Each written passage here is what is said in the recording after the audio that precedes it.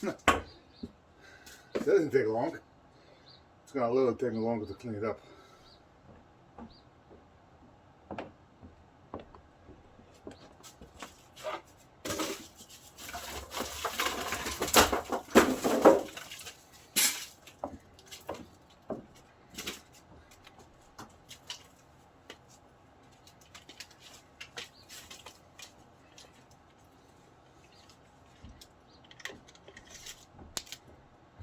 Inch and a half.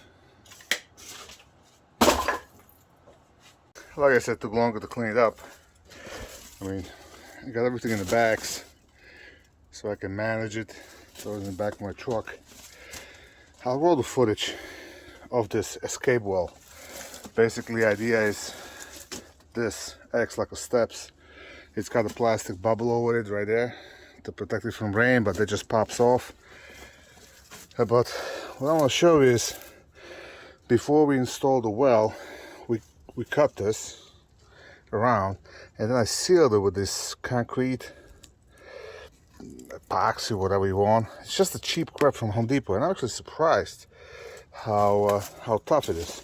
I just sealed it. I didn't want the water to get in because we had to wait like 3 weeks for the window, but you can tell it holds pretty good, and it's just a crap.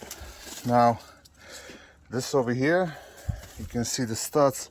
I'm guessing the insulation is pretty much nailed into these studs, and then they do the 1.5 inches of concrete over it. And it's not your regular concrete. This is a lot higher PSI, a lot denser. The saw had a pretty hard time cutting through it, but not tough enough, to be honest. If this would have been a regular port foundation 10-inch wall or even 8-inch wall, I'd have a hell of a time cutting that through.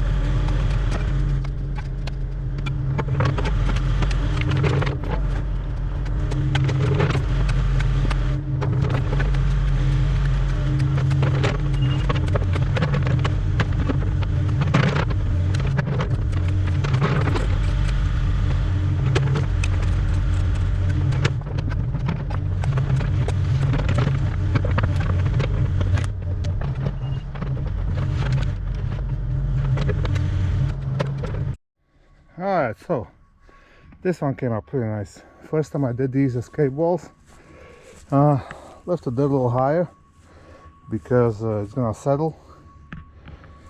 We cut the hole and I sealed it with a sealant. Kind of peeled up over there, but that's okay. I also foamed it on the inside. That's just stop the cold in the meantime. Window's not gonna be for a couple of weeks, so I'll show you when it's all done.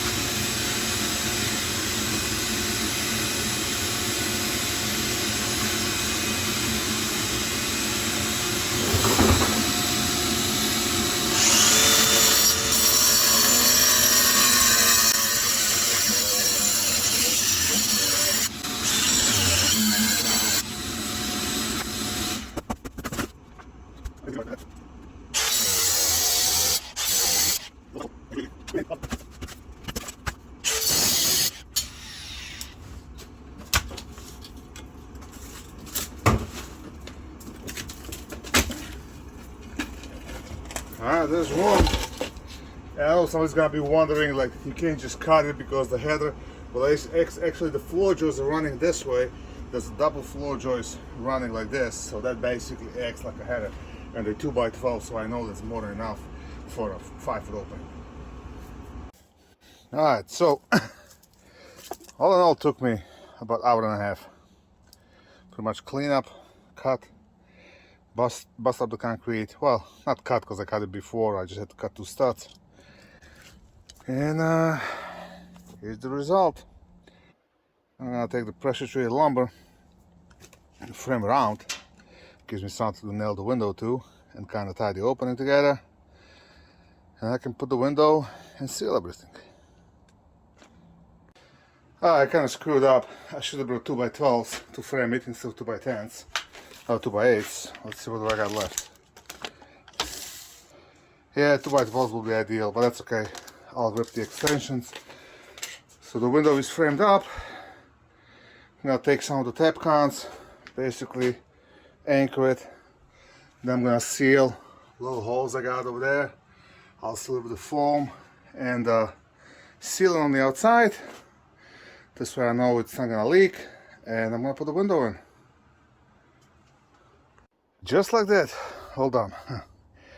Now, I did buy a piece of AZAG, a PVC, to put as a trim around the window, so it kind of looks like this. But they're thinking about finishing the basement, and this is really the only way I can bring the drywall in. So I'm gonna leave it off, because right now it's just a little bit of the sealant and screws. That's one of the reasons why I use screws and not nails. I got a feeling I'm gonna have to pop the window out. So let me put the bubble on and we'll be all done.